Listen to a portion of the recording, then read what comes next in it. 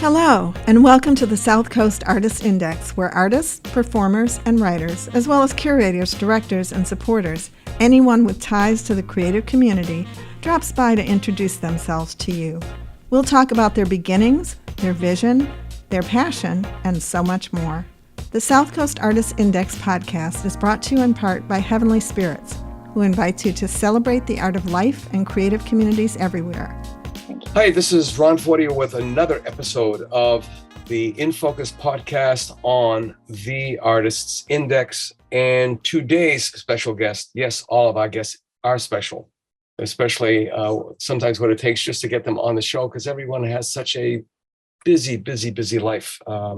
Believe me, I know it's like juggling running chainsaws all the time.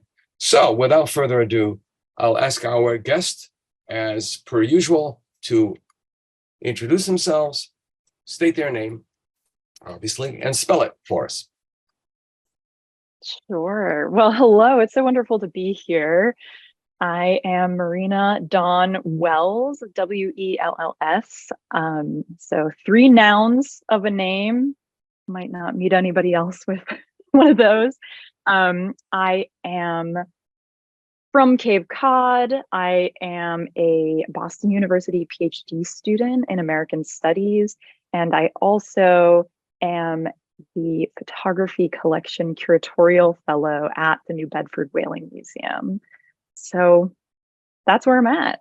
Yeah, thanks so much for having me. Oh, you're welcome. I mean, wow, that's pretty cool to start off with. I mean, and you know, as I'm approaching another birthday, and I'm thinking, wow, you've accomplished all that in such a short amount of time, which is pretty cool. Thank you. Well, there's so many things. One of them is your fellowship at the Whaling Museum. What does that entail, so that people get a no pun? Oh, actually, the pun is intended. A better picture of what you do. Yes. Lots of puns between whaling and between the ocean and between pictures. Yeah. Right. Lots of puns there. So yeah, as the Photography Collection Curatorial Fellow, I am not taking pictures as much as I am studying them. So I have a number of different projects that I'm working on, but I am basically assessing the photography collection. The photography collection at the Whaling Museum is estimated to be somewhere around 200,000 photographs, and that's out of a total about 800,000 objects in the museum collection total. That estimate is just an estimate. We've been collecting photography, though, since the museum's founding, essentially. And so my work is invested in sort of getting a better picture, yeah, if you will, of what that collection is like, and doing this sort of dedicated research required to better understand it. So I'm starting with the earliest photographic objects, photography being invented in 1839. I'm sort of looking at some of those very early 19th century pieces. We have a lot of daguerreotypes, ambrotypes, tintypes, cabinet cards, and carte de visites, and a number of glass negatives. Thousands and thousands of glass negatives, as well as more 20th century contemporary film and prints. And so, yeah, I just started out with some of the 19th century stuff. I'm moving my way towards the 20th, but this is also a big goal of mine, is to work towards a 2025 exhibition of New Bedford portrait photography from the 19th century. So that's just one of the things that I'm working on. But yeah, I think that's a good start. Yeah, I think it is. I mean, there's just so much. I mean, as you're speaking, I'm thinking, okay, I remember them finding a cache of nitrate film in the library, and they've had to get a bomb squad to remove it from the building because it's so volatile. If you can imagine that. I retain like these weird bits of information. I don't know why that happens. And of course now, and could you update us on the Bristol County Jail, the oldest operating jail in America, or at least it was. I don't know if they actually finally did close it down, and they're still trying to figure out what to do with it when they do that, which everybody says, let's make it a hotel because it worked in Boston. Right. Yeah. Oh my goodness. Yeah. Yeah. Well, to be determined, I think, is where that project stands. But yeah, a few months ago, some of the museum staff and I visited the Ash Street Jail here in New Bedford, right up the street from the Whaling Museum, and we were brought up. It is still open, and we were brought up to this dusty attic through sort of these, narrow staircases and just sort of dusty windows and things. And we're brought up to this area where a bunch of negatives and photographs were laying about and in need of care. And so, yeah, fortunately, we were able to bring them into the museum collection. Essentially, it's a collection of negatives from the late 19th century and around the first half of the 20th century, mostly, let's see, they're mostly mugshots.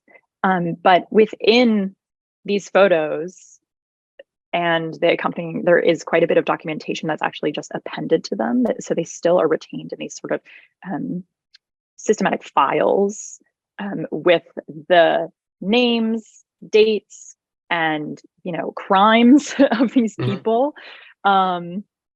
So we're able to bring them into the museum. We have not yet processed them. It is going to be a very large, probably years-long project when that does happen. But it's very exciting that we'll be able to eventually tell some of the stories of New Bedford that perhaps aren't usually accessible, right, through normal documentation. And some of the crimes these people were committing or arrested for are absolutely wild. Sure, there's drunkenness and things, but I forget, there was one woman who was arrested for something like stubbornness or something. And so the terminology is interesting as well to sort of trace through that archive. But in any case, it's something that we're excited to do, to process when we can. The first step, though, is really exciting that we have it in-house. We're able to protect it. It is stably, securely in our storage here. So but really moving and an amazing experience to sort of witness these portraits. It's a portrait of New Bedford from a new perspective. Yeah, I mean, from raw humanity, sometimes, for example, the woman who was arrested for stubbornness, it shows the folly of people. I mean, unfortunately, we still have the mentality in this country of the people who hung witches not too far away from us. And then one of the first things I was thinking about is Lizzie Borden's mugshot in there? She was arraigned in Superior Court. Her judge, her attorney, the prosecutor was Knowles or Knowlton, and his offices were on County, Union and Cottage. I think his building was on the southeast corner of Union and County. But I mean, that was just one of the trials there and arraignments. I mean, there had been so many others, and I'm sure some of them probably lost to history. Anything that really made you go, whoa, when you were going, through the collection? Well, was it a thrill ride, as they used to say, a thrill ride at every turn? Well, again, I mean, it's work to be done. The first step is complete, but I mean, I'll say the thing that made me say whoa was just the intimate experience of seeing these portraits and knowing that a lot of these sort of working class, immigrant and people of color that are represented disproportionately in these portraits are faces, are stories that are not otherwise really told in our museum collection. And frankly, a lot of institutions that, hold archives, and that's a whole conversation about how the archive is built, the violence of the archive, and sort of what it means, the larger conversation about decolonizing museums, and it's just the impossibility of doing justice to all people in a community the way that documents and even art, how culture is preserved over time. So that was the most striking part of it to me, was a sort of impossibility, the sort of struggle as a museum professional in looking at these pieces. And the shame larger element challenges involved. The shame element is still there because I mean there are still probably living relatives of some of these people, and then celebrity individuals, not people who lived on Cheapside, as they call the lower part of town. The conundrum that you're in is like, oops, this is so and so's great great grandfather. So there's a lot of hand wringing, I guess, right? Yeah, no, you're totally right. I think that's going to be one of the challenges, and that's one of the reasons that we haven't just, gone right into this work, is that it's going to require a lot of sensitivity around the material itself and the people represented. I think that we do have experience at the museum with holding community documents that are how do you call it? They're sort of released over time. They're sensitive. They're only available to either select researchers or they're not going to be available to the public. They're not just going to be this isn't the kind of archive that's necessarily going to be just up and searchable and something to be investigated, because some of it is quite recent. I think it goes up into the 1960s, if I'm not mistaken. So that, again, that's something to be assessed, and it's a larger conversation for sure. Right. Yeah. There's been a lot of, I mean, it's tragedy. It's part of the human situation. But on a lighter note, when before we did the roll in, and I was asking you if there were any little quirky things about your name, I assume that some people try to spell your last name with two E's. That would be one assumption, like Wells.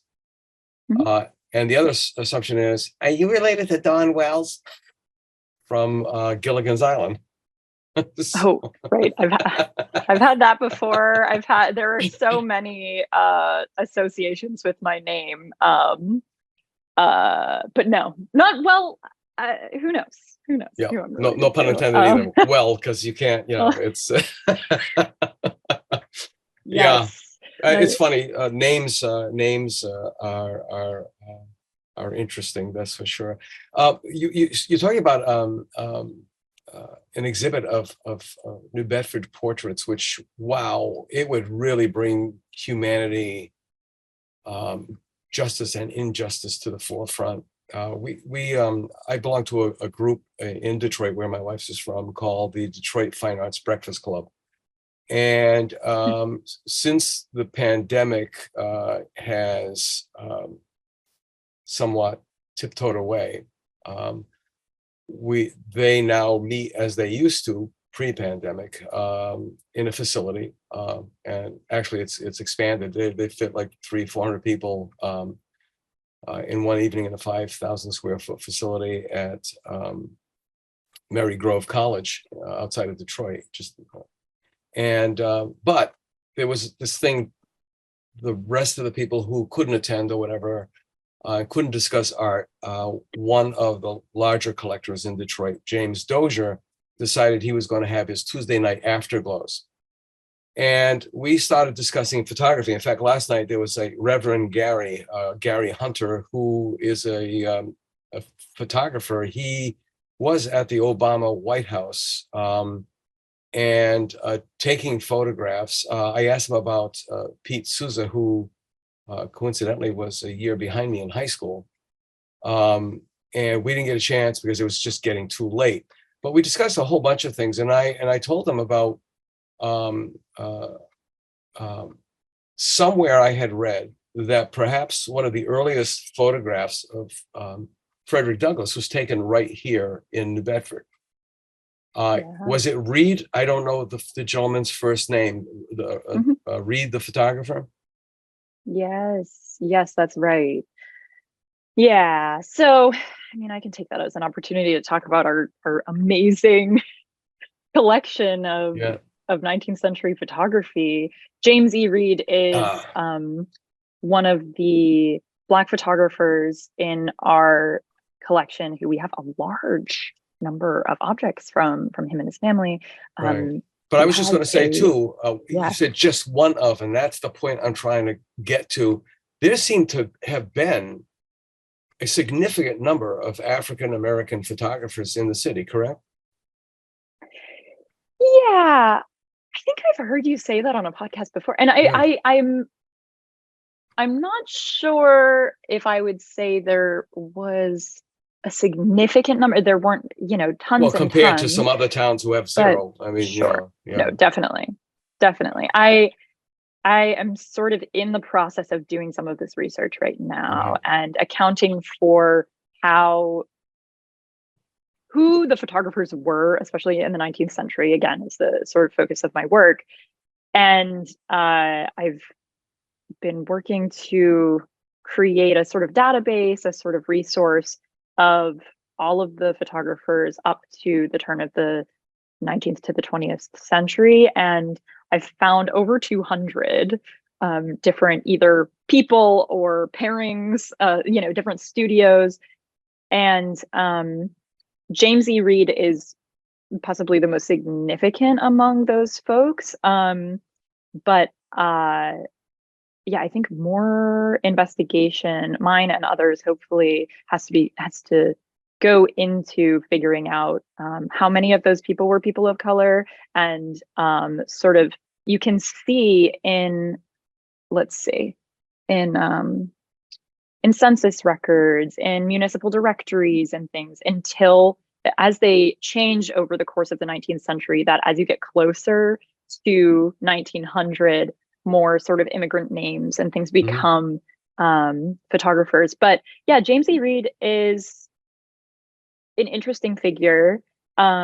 He was born at the end of the Civil War in North Carolina. So you know that he was more than likely born enslaved, and he makes his way up to New Bedford and becomes a photographer by the 1880s and works with Phineas Headley initially in a studio, and then strikes out on his own in the 1890s. And that's when he was pretty well known. He was just churning out photographs, portraiture, studio portraiture of this community, as well as, waterfront views, landscapes, family portraits outdoors.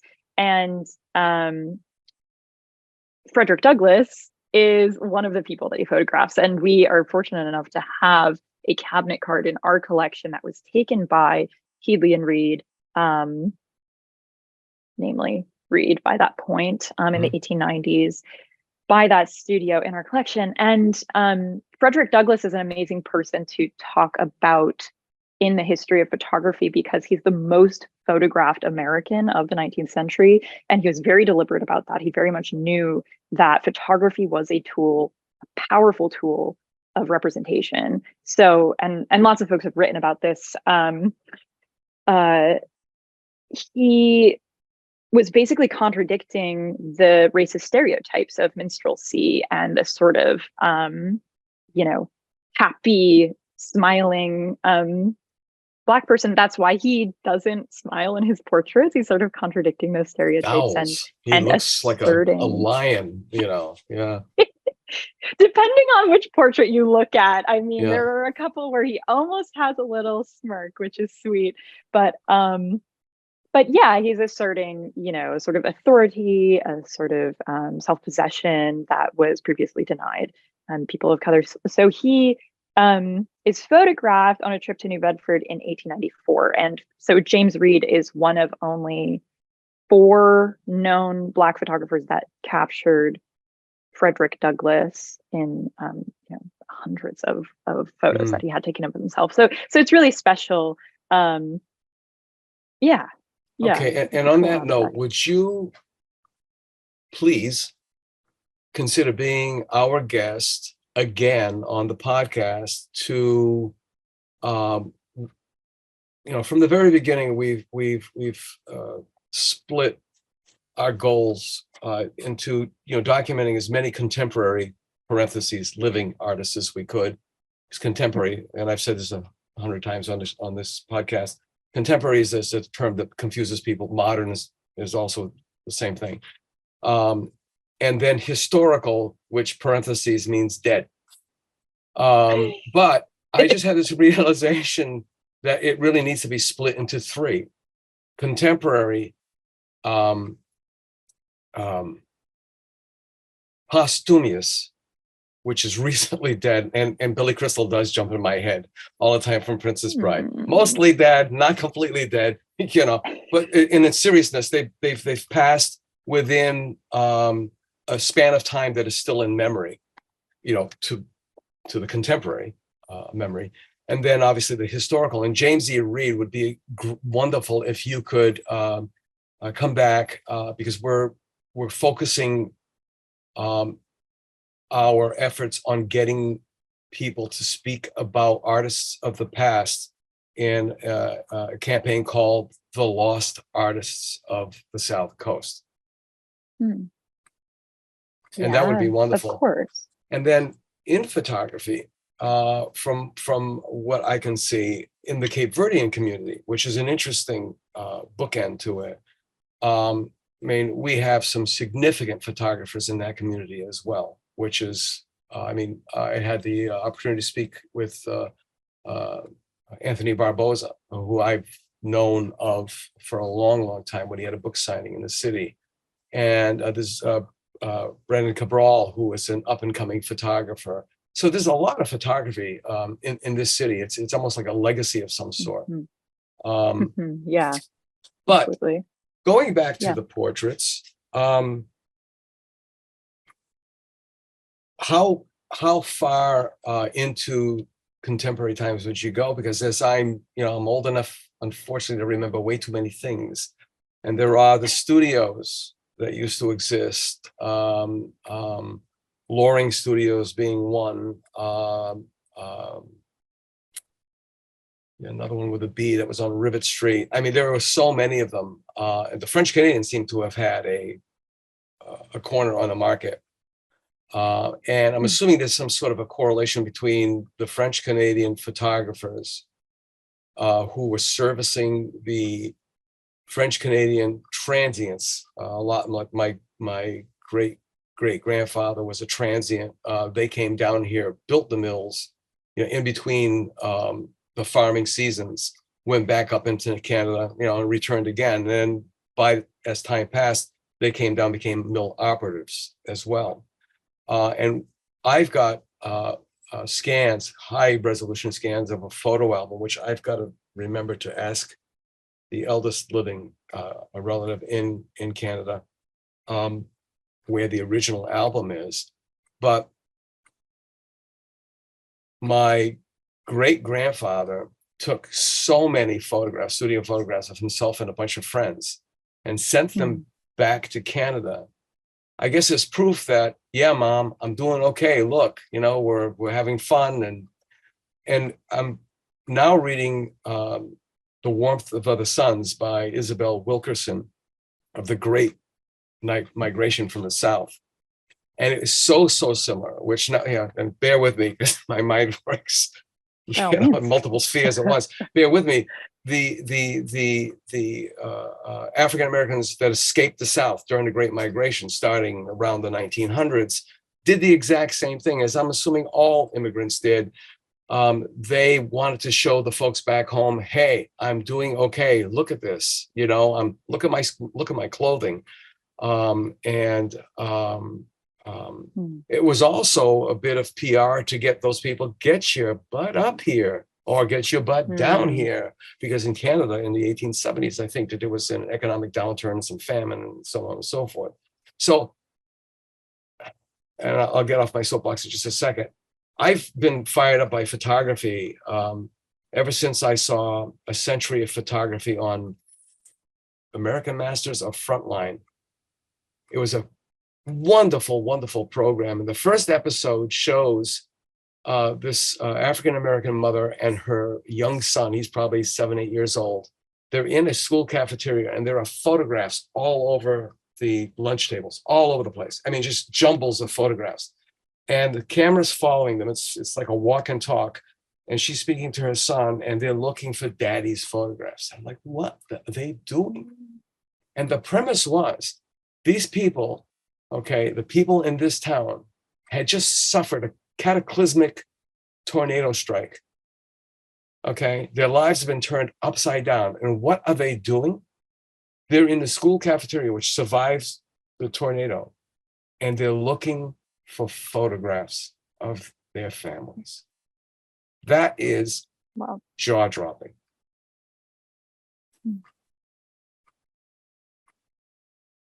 Wow. Mm. Yeah. Yeah, it's kind of, yeah, no pun intended, I'm welling up. I know. Yeah. It's horrible. Yeah. I mean, and the tragedy is, even if you have the photographs in your possession, like half of that album, we have no idea who these people are. There's that one guy with the fuzzy eyebrows. We're just trying to figure out, where did the fuzzy eyebrows run in the family? Yeah. Yeah. Yeah. Photography is, it's such a more complicated tool and cultural product than we give it credit for. I think in today's day and age, when, we're just flooded with photographs and imagery, we're sitting here on Zoom, we're looking at each other's representation, photographic representation on a screen. I think we really underestimate the way that we literally frame ourselves, and the ways in which photography is really so fraught with questions of perspective, of memory, of creating memory, is some of what I think you're getting at. And that really, that starts from day one. And it's something that I think it never has a solid answer. It's always sort of mushy. But I'm looking at so many of the earliest photographic objects. 1840s. New Bedford has several photographers, initially itinerant folks, and then more established studios that are taking sort of standard portraits. And you look at so many of them. We're really lucky to have almost 500 of these sort of daguerreotypes and ambrotypes. You look at so many of them, and they seem the same. Everyone sort of like, okay, they're framed this specific way. They have this little brass mat. They come in a little case. But even, every part of that is a constructed piece of something that is not natural. This is something that was sort of invented. Some people call it a discovery in 1839, that photography is discovered, but it's an invention of the human mind and the human hand that crafts into being very particular modes of portraiture, of remembrance, of sort of cultural construction that we just take for granted today. When you hold your iPhone up and you take a photo, just thinking about how we center things literally and figuratively, it's so much more complicated than we give it credit for. So Yes. I'm running into this just constantly, and being critical of and noticing, in going through those hundreds of very similar images, you begin to notice the distinctions from one to the other, this sort of individuality that people are able to express, to fashion in their representation, that makes them unique, makes them memorable. The famous quote about these earliest photographs is there were mirrors with a memory. There is a sort of actual having been, daguerreotypes initially were really in the room with the person. So when you're holding that in your hands, you're kind of holding not only a visual representation, but a sort of almost like energetic, quasi-spiritual, if you will, sort of level of connecting to that person. Hey, there you go. Yeah, Ron's holding this up one. this portrait for listeners who this is see. my great grandfather. It's amazing how much my younger brother looks like him. They're almost twins, but that's just one of those pieces. And what was going through the sitter's mind? What were the situations that surrounded them? I remember once I was collecting. I've been doing genealogy since the 70s, and I was collecting photographs on CDs because that was the media of the medium of the time, and no shade. Also, just putting that out there, we have different ways of recording things, and the digital methods we use today. Who knows? They could be. Oh, exactly. Be totally out of date next year. Yeah, exactly. A lot of zip drives, all those things. I mean, there are already people talking about. There are already people speaking about archiving and conserving video games because the purists are in a panic that those are just going to go away.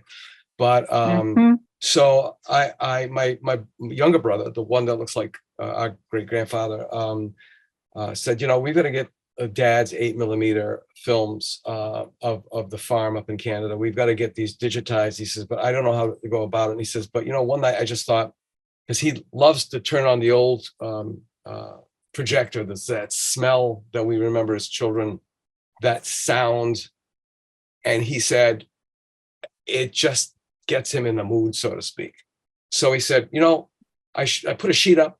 And I started watching them, and I said, hey, I can record the Dawn film on my phone. So he did. And he sent it to me and said, well, the quality's kind of crappy, but when you consider it's second generation, so on and so forth. So I was getting to that in the collection, and my granddaughter was very young at that time. She was about 9. I'm up in my office, and she comes up to me and she says, Pepe, what's the matter? What are you doing? What are you watching? Why are you crying? I told her, everybody's dead. They're all gone. Yeah, they just live on in me. My brother doesn't remember any of that because he's 12 years younger than me. But it's this overwhelming feeling of memory and remembrance that the photographs are silent testimonies until someone can adhere a narrative to them, So anyway. Well, I might beg to differ. I think that well, there are different ways of looking at this, but I do think that photographs, again, have a lot to say, even if, I don't know, I almost think it's problematic to call them silent. There's so much there. And I do think actually it's a very important project, again, thinking about the violence of the archive, the violence of putting something in an institution, filing it away, and especially with the term anonymous, this is a big question in museums right now. How do we reckon with people who we don't know exactly who they are? How do we talk about them? How do we get them to talk for themselves? How do we give them agency on a museum label that, are colloquially called tombstones? Yeah. So there's, this sharp juxtaposition about, especially with people, as you say, who are dead, letting them speak for themselves. But I think there are different ways that contemporary artists or contemporary sort of interlocutor people who can be doing that analysis can bring out different levels of life, really, from photographs And I also think that there are curatorial choices that, it's something that I'm thinking about with this 2025 exhibition about New Bedford portraiture. I think there are curatorial choices that can give life to people, even if we don't know who they are. We don't know a single thing about them. But putting them in conversation with each other and giving them space to speak for themselves, giving them a particularly curated space in order to be intimately engaged with, I think is the kind of level of connection that I at least want to bring out of an exhibition experience like that. So I'm just thinking about this portraiture project and allowing or catalyzing these kinds of relationships to take place between contemporary viewer and long lost sort of figure. Mhm. Yeah. Does that make sense? Yeah, it Oh. does. It does. Because, again, I have to hear things sometimes to think, and I have to speak sometimes in order to articulate my thought. That is, Yeah. and Yeah. I'm thinking that there are so many facets, and especially when you throw in DEI, diversity, inclusion, equity, where you have photographs of a broad swath of the city, from the people living in abject poverty, immigrants. There are people who, for example, were in the poorhouse, people who were in jail, people who were institutionalized. There was a member of the family whose mother, back in the late 30s or early 40s, was sent to Taunton, which was the state hospital. She was a diabetic, and she suffered from diabetic dementia, but they didn't know how to deal with it back then. So now there's that stigma of mom, grandma, great, being in Taunton when she had a medical condition, and so and I'm thinking back to A Century of American Photography. It was so well done. Oh my goodness! I mean, it just really brought to bear all of the things that photography does. Now we're talking about AI. There was a point in time where you couldn't take a photograph for granted, because there was a little fooling around with, like in the Midwest, just before the Dust Bowl, people would show a jalopy, which was a term for any old car with a giant sack of potatoes on the back, or eggs, the size of a human being. And people just fooled around with those kinds of things because they could. I remember, I think not long after Niace-spore, is that the correct pronunciation? The Frenchman who is credited with Niace-spore. Oh, Nietzsche? Or are you talking about? Oh my God! Are you thinking about Daguerre? Previous to Daguerre, yeah. Niace-spore. Yeah, I never get that right. Yeah. Anyway, him. Not Yes, too long after. I think this was mentioned in the Century of American Photography, because they backdropped it going back to France. That it was only like 5 or 6 years after the invention of photography, and the French vice police raided I don't know how many locations for pornography. I mean, it wasn't even a common thing of life, photography, and already somebody figured out how they could make naughty postcards with it. Of course, the first thing people do. Yeah. So it really kind of it really is kind of an outlet or a conduit of humanity, isn't it? Absolutely, of culture. Yeah, and culture, creativity, cultural construction, identity construction. Mm-hmm. I mean, that's my soapbox, I guess, when I get on it, is about identity construction, and that artwork is not something that you can take for granted. That's what my dissertation I'm writing at BU is closer to, is sort of thinking about how gender is constructed through whaling art, because identity is something that we take for granted. We tend to essentialize, we tend to take these pieces of artwork and say this and see it, take it at face value. And then it's so important to remember that these types of media are things that were made by human beings and represent flawed human perspectives of each other and themselves. Yeah.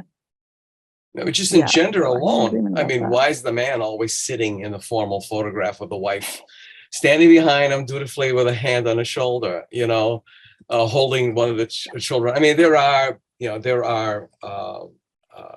photographs that go off script, so to speak, but that's pretty much like a standard.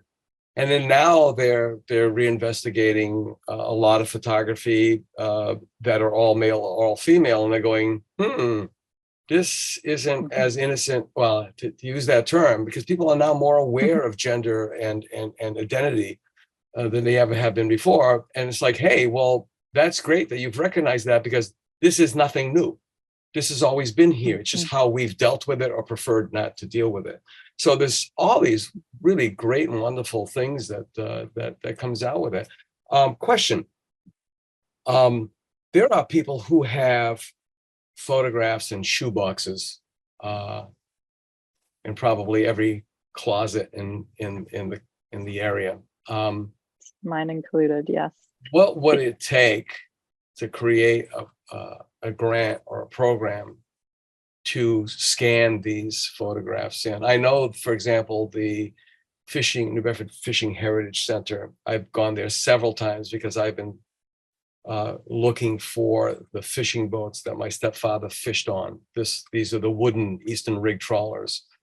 And amazingly, they have a better record from the 70s when the steel hulls came in than they do of the older vessels. That's just one category, but there are so many, and I don't mean to use the word secrets, or maybe I should use the word answers. There are things that lay in these photo collections that could be portals to further scholarship, greater awareness. So another one is my mother was a fado singer. My mother's Portuguese on that side, and she appeared in countless venues around here and all the way down in New Jersey and up into Lowell and Chicopee. I've been scouring places trying to find photographs of her. I know there were people taking photos. I was there at many of the venues because she couldn't afford a babysitter. So I was there. And I would love, I mean, she's 97. Well, she's going to be 97 next month. I would love to be able to find some of that, to match my memories to the reality. Oh, absolutely. Yeah. It just takes a not even a deep dive, but a dive just below the surface. I mean, our collection, I will start with our collection. I'll say that, we're always open to new accessions, to new donations, but we have so much in our collection that's unexplored. And yes, when people we have a history of people, there have been instances of people coming into the museum and seeing a photo of someone and saying, oh, that person's related to me. I didn't know that my great grandfather, grand uncle, so-and-so was a whaler, was a whaleman. So things like that are entirely possible. Again, my very conservative, just very small scale, chipping away at the iceberg kind of thing is to start with the earliest 19th century materials. And yeah, now we have nearly 500 of those very earliest things cataloged on our website. We're also simultaneously undergoing an update to our collections management system, so they'll be accessible in an updated way within the next year or so, which is very exciting.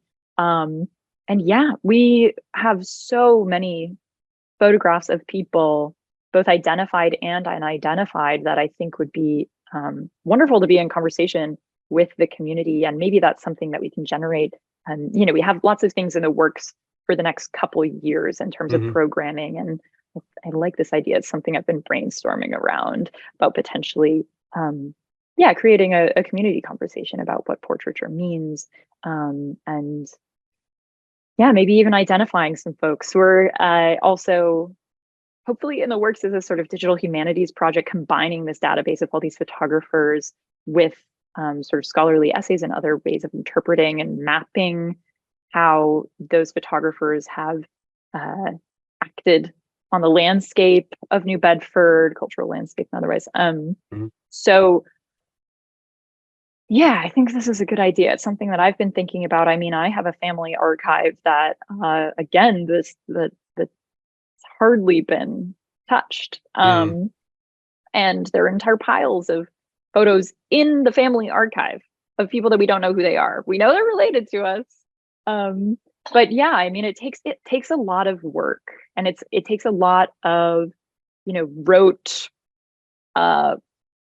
mundane work, but it also takes sort of emotional work to go through and think about, the connections between people and truly investigate your own roots, right? Is part of what I think. Exactly. The other thing I've discovered as well too, as family members age and die, I bumped into the term I use on the internet, using Ancestry, a relative that we had lost connections with, and she had a trove of photographs, undocumented, had no idea who these people were. And as she was speaking, she said,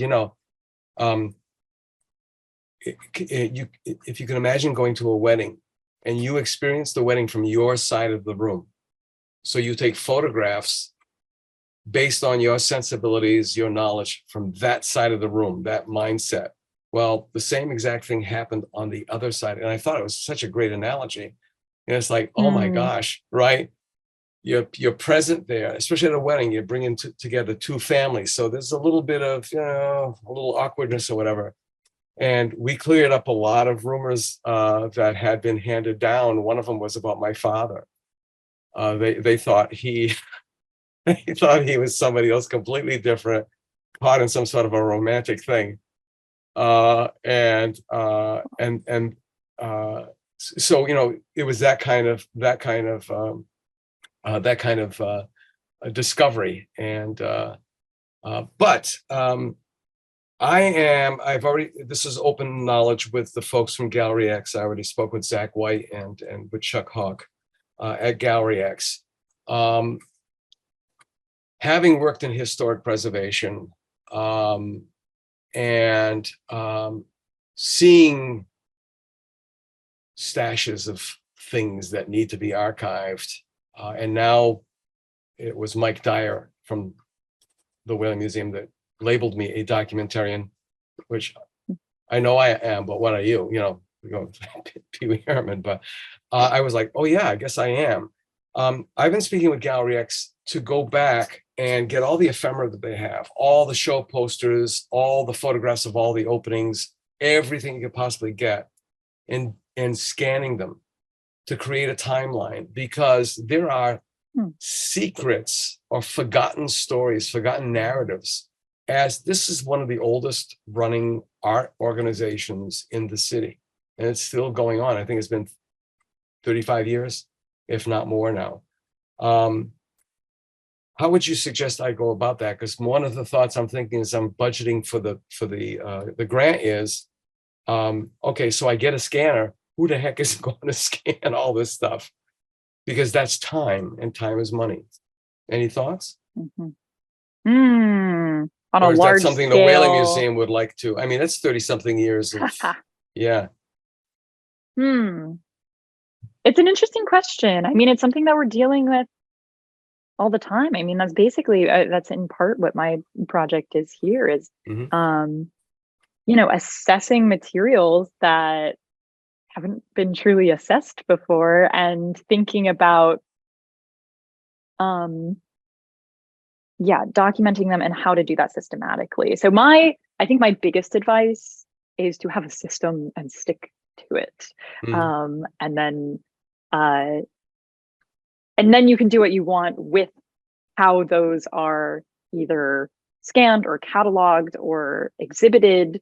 But I mean, this is a big question. Again, my family is dealing with some of these same questions that the museum is dealing with, and it's sort of impossible. I think, especially in this day and age, not to say that a million times, but we're just so steeped in imagery, and we're creating our own funny little archives with platforms like on social media, with cherry picked images, but nothing systematic. So I think creating your own archive, documenting it, and making it accessible to as many people as possible, that is one of the things that drives me. And I think it sounds like that's the direction you're interested in going to.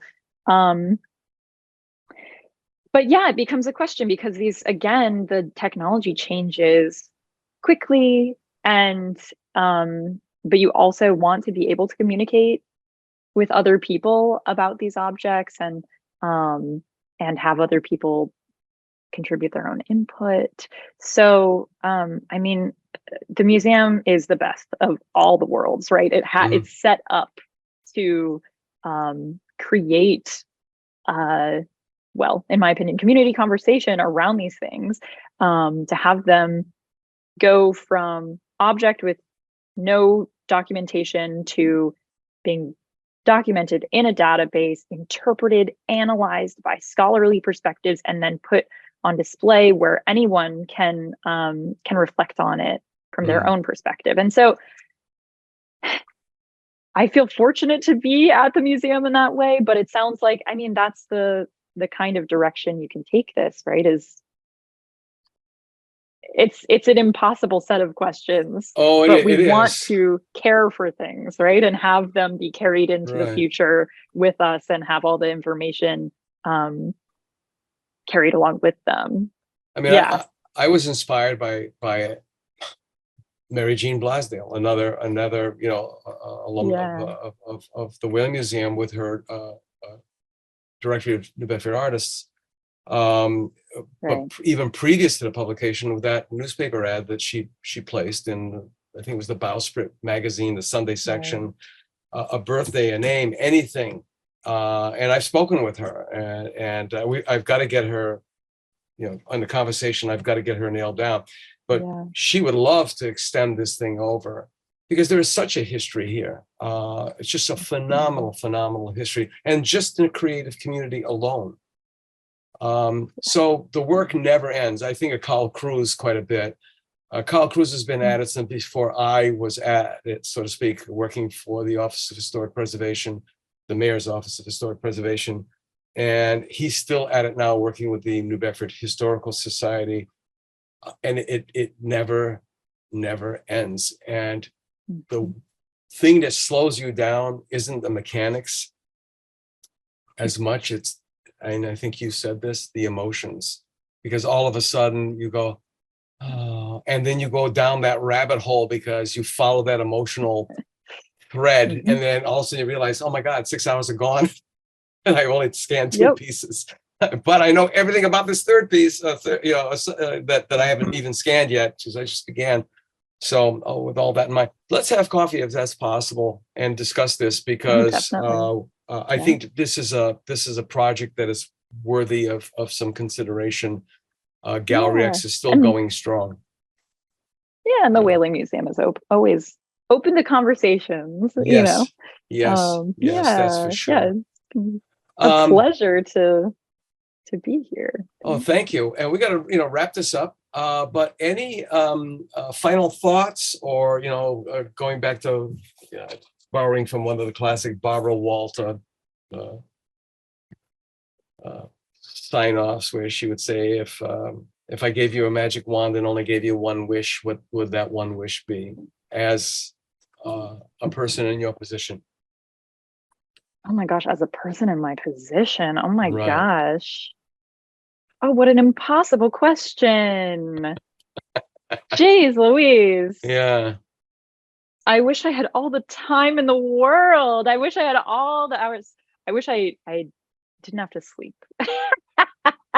I wish I had all the hours in the world to go through this stuff, because if you did, it wouldn't be so hard to get it done. But time is limited on this earth, unfortunately. But yeah, there's so much, and I wish that I could just be steeped in it for ages and ages. But unfortunately, I have to sleep at some point. There's a great documentary that came out just a couple of years ago called "The Price of Everything." It's about the art world. Jerry Saltz is in it, and the New York magazine art critic, senior art critic, chief art critic. He's been elevated. He and his wife are both art critics for that magazine. But one of the artists, the mega artists that they deal with, is, I guess, our version of the UK's Damien Hirst is Jeffrey Koons.